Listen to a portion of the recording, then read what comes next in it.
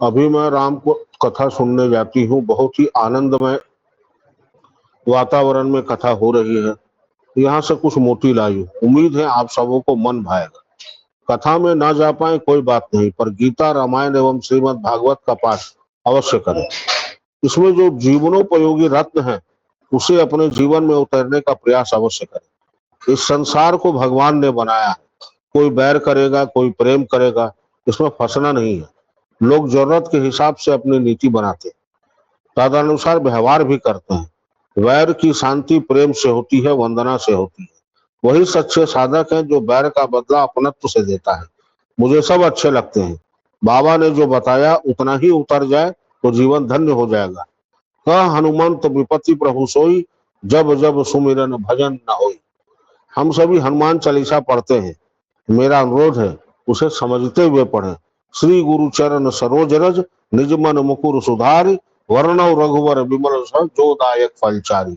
श्री गुरु के चरण रज का वर्णन रघुवीर जी भी नहीं कर सकते, एवं जिसने इसे अंगीकार कर लिया उसे धर्म, अर्थ, काम और मोक्ष की प्राप्ति होने से कोई रोक नहीं सकता।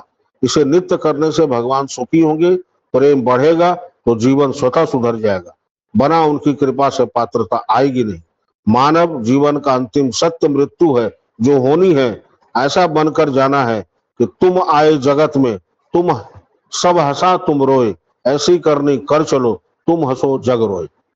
सूर्य नारायण प्रत्यक्ष भगवान है, बाकी देव सिद्धि देते हैं, सूर्य नारायण दर्शन देते हैं। ऐसा बाबा भी बताते थे। सूर्योदय के पूर्व जागने का प्रयास करना चाहिए। अपने बच्चों को भी यही संस्कार डालिए। यही संस्कार सबों को उदय की ओर ले जाएगा। सबों का कल्याण हो। जय गुरु माँ। जगना जरूरी है। आप नींद से जागिए, मोह से जागिए या माया से जागिए, जागना जरूरी है। हम आंख से तो खुले हैं लेकिन दिमाग से सोए। ये कैलकुलेशन कौन करेगा, इसकी गणना कौन करेगा कि मेरा चेतना कितनी जागृत है? क्योंकि अनैतिक काम तभी होता है जब हमारा चेतना मर जाता है। और अनैतिक काम सिर्फ चोरी डकैती नहीं है। अनैतिक काम किसी का शिकायत करना भी है, किसी की चुगली करना भी। इससे बड़ा तो चोरी डकैती से तो महापाप है चुगली करना, ईर्ष्या करना, द्वेष करना, अहंकार करना। तो हमारी चेतना मर जाती है। जब व्यक्ति को अपने सिवा कुछ दिखाई नहीं देना लगे तो समझ लेना चाहिए कि उसका अंत निकट है। क्योंकि जब चींटी को पर निकल आता है तो उसकी मृत्यु हो जाती है। साधु जिंदा नहीं रहता, किसी को पर निकलना। कलयुग है, थोड़ा बहुत असर सबके अंदर रहता है। कोई नहीं ये कह सकता कि हम 100% सत्य है, लेकिन जितना संभव हो सके उतना तो करें। बाबा कहते हैं कलयुग ते केवल नाम आधारा। तो नाम लेने में भी तकलीफ अगर है तो अब कर क्या सकते, बचा क्या उसके बाद? त्रेता में तपस्या करने से जो मिला, सतयुग में जो तप और सत्य करने से जो मिला, द्वापर में हवन करने से जो मिला ऋषियों मुनियों को, वो कलयुग में सिर्फ नाम लेने से मिल सकता है। हम लोग अपने फायदे के लिए दूसरे का नुकसान, छोटा सा फायदा के लिए अगले का बड़ा नुकसान कर जाएगा। भैया कुछ नहीं है, और जाएगा आपका पुण्य कर्म ही साथ। भीष्म पितामह ऐसा व्यक्ति, राजा दशरथ ऐसा व्यक्ति, दधीची ऐसा ऋषि को तो अपना प्रारब्ध भोगने से कोई रोक नहीं सका। कृष्ण होते हुए अर्जुन का बेटा मारा गया। क्या चाहते तो नहीं रोक सकते थे? प्रारब्ध को भगवान भी नहीं बदल सकते, वो दोनों निश्चित है। जो भोगना है उसको भोग ली। चलते चलते कहीं चोट लगा, भगवान ने बड़े से बचा दिया, आप छोटे से निकल गए, धन्यवाद दीजिए उनको। क्योंकि हर बार संदेश में यही बात होती है कि जब तक हम कुछ बोएंगे नहीं तब तक हमको मिलेगा नहीं। जमीन तो हमारा बंजर पड़ा, उसमें तो घास फूस उगा हुआ है, पहले तो उसको निकालिए। फिर उसकी निमाई कीजिए, कोड़ाई कीजिए, फिर खाद डालिए, फिर विश्वास रूपी बीज को उसमें डालिए, तो उसमें श्रद्धा रूपी को फूल खिलेगा। खाली जय गुरु और सीताराम सीताराम करने से कुछ नहीं होने वाला। सबसे ज्यादा दर्शन अगर भगवान श्री कृष्ण ने किया तो किसने किया? दुर्योधन ने किया, द्रोणाचार्य ने किया, भीष्म पितामह ने किया, कर्ण ने किया, लेकिन मुक्ति नहीं मिली क्योंकि उसके पास समर्पण नहीं था। समर्पण पांडवों के पास था, इसलिए उनकी जीत बनी और उसके वो सारथी बने। कभी जब प्रसंग को पढ़े ना तो उसे ये देख के पढ़े कि भाई ये हमारे जीवन के किस भाग को स्पर्श कर रहा है, किसको छू के जा रहा है। आज के परिप्रेक्ष्य में उसको पढ़िए ना, हर काल के लिए उचित है। अहंकार हमेशा पैर से शुरू होता है, इसलिए दुर्योधन पैर के पास, सर के पास बैठा था। अहंकार यहां रहता है, सर में रहता है, तो दुर्योधन सर के पास बैठा। अब विनम्रता पैर में होती है, इसलिए अर्जुन पैर के पास बैठा। बहुत सीधी सी बात, समझने का फेर है। सुनते हैं अच्छा लगता है, गुनते अच्छे लगते हैं, थोड़ा भावुक भी हो जाते हैं, लेकिन दरवाजे से बाहर गए कि फिर दुनिया घेर लेता है।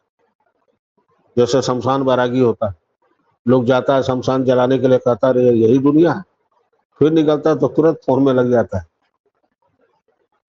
कि थोड़े देर का वैराग्य नहीं होना चाहिए, वैराग्य परमानेंट होना चाहिए। कि जो काम मिला है, मालिक का काम है, उतना ही मेरा ड्यूटी है, इसके बाद जो मालिक आदेश करेंगे वो करेंगे।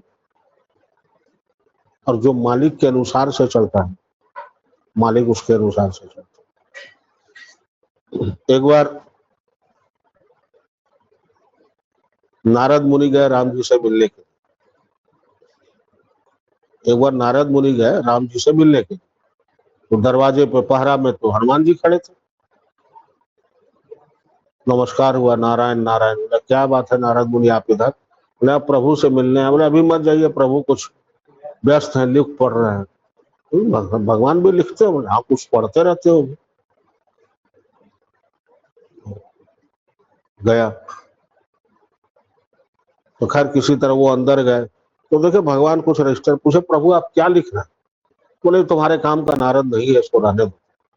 लेकिन नारद मुनि तो देववंश है, तो उनको आखिर, बोले ये वो रजिस्टर है जिसमें जो भक्त हमको भजते हैं।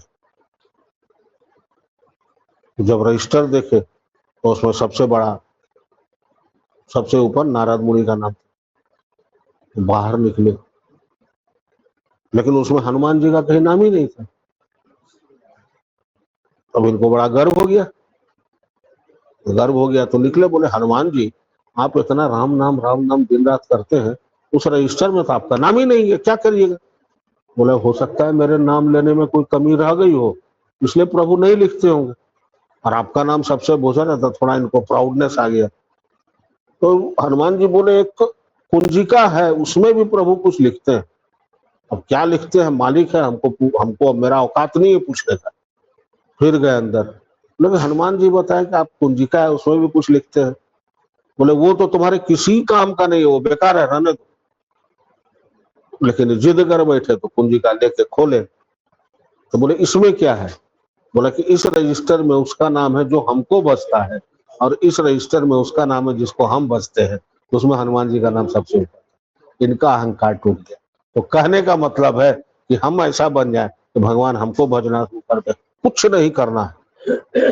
नैवब किंचित करोति में का सिद्धांत अपना लीजिए, सीधा किसी का बुरा मत सोचिए। पहला काम, एक ही काम कीजिए, किसी का बुरा मत सोचिए, बाकी सब काम, बाकी सब फूल अपने आप माला में पिरोते चला जाएगा। एक बार में 1000 काम किसी से नहीं हो सकता है, लेकिन एक काम हर व्यक्ति कर सकता है कि हम किसी का बुरा तो नहीं सोचें। और जो कर रहा है करने दीजिए, जो कर रहा है वो अपना कब्र खुद खोद रहा है, उसके लिए टेंशन मत लीजिए। आपके लिए थोड़े टाइम का मुसीबत, उसके लिए जिंदगी भर का मुसीबत, यहाँ भी और वहां भी। वो अपना प्रारब्ध तैयार कर रहे हैं, हम तो अपना प्रारब्ध सुधारते। तो हम लोग यहाँ से जाए, आज सत्यनारायण प्रभु की कथा भी है, तो आज भगवान को एक प्रॉमिस करके जाए, एक वादा करके जाए कि अभी से हम किसी का बुरा नहीं सोचेंगे। फिर भी संसारी है, कभी आ जाता है, तो माफी मांग लीजिए। कभी आए तो तुरंत भैया क्षमा, मन में तो कह ही सकते हैं, क्योंकि हम कैसा है ये मुझसे बेहतर कोई नहीं जानता। हम कितना ऊपर है कितना नीचे है, भले हम दुनिया को जो देखते हैं। तो मेरा आज का बस यही है, सत्यनारायण भगवान को हम लोग अपना ये वादा करके जाए कि किसी का बुरा नहीं सोचेंगे, तो कम से कम इतना जरूर है कि हमारा अच्छा उसी समय से होना शुरू हो जाएगा। बाकी रही प्रारब्ध और मृत्यु, तो इससे तो भैया ऋषि मुनि भगवान तक को तीर सा ना पड़ा, तो हम लोग कहाँ के हैं। आप सबका कल्याण हो। जय गुरु। अमरकंटक के लिए भाई अब टिकट कटना शुरू हो गया, अपना नाम भेजना शुरू कीजिए। जय गुरु। श्री कृष्ण।